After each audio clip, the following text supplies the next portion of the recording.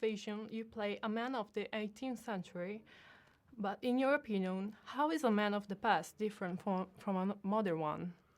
And from an actor's perspective, does he move differently? Does he speak differently? What makes him a man of the past?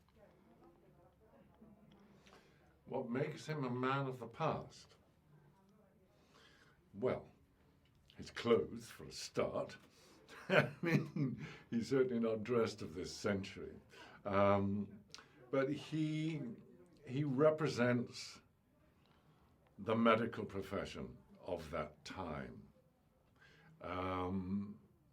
But in the most unusual way, because at that time the medical profession really was kind of floundering about in the dark.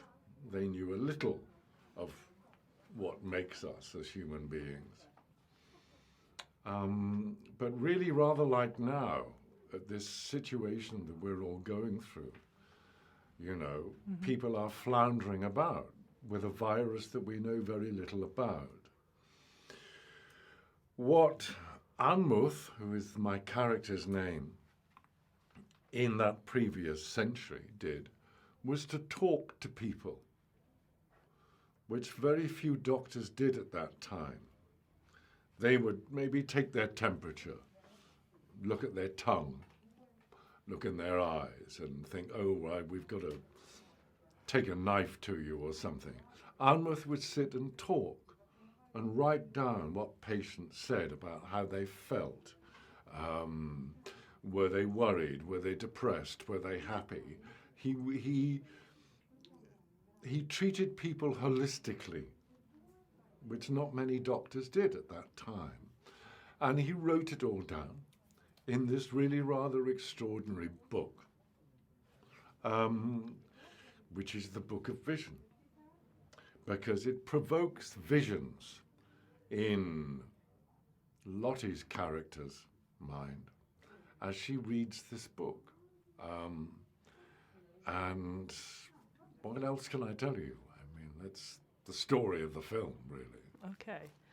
And we should look at Dr. Helmut as a relic of a pseudoscientific era. Now, can we start again? Can you speak up? Okay. We should Please. look at Dr. Helmut as a sort of relic of a pseudoscientific era, yet there's something in the way you act that shouts that his ways weren't that wrong. Are you able to spot how did you make that? How did you make him not appear like a relic? Well, I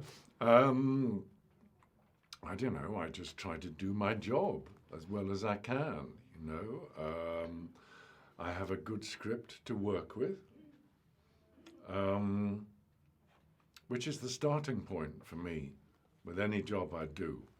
It's the quality of the writing. And I wasn't given dialogue that was archaic or a relic of the past. The dialogue, although it's not overtly contemporary, it does have resonances of a way of speaking at that time. So I have good lines, I have good costume, I have a good wig, I'm working with a good director, a great cinematographer. I hope that answers your question. Yeah. So after after reading the script, so you didn't feel the need to ask questions about your character to Carlo, or you did? No, I didn't, because it was inherent in the script. Okay. It was there, you know. I mean, obviously, if I came onto the set and started to do things that were not at all what Carlo wanted, because it's his film, he would have told me. But no, we had a very good working relationship. Okay, thank you. Thank you.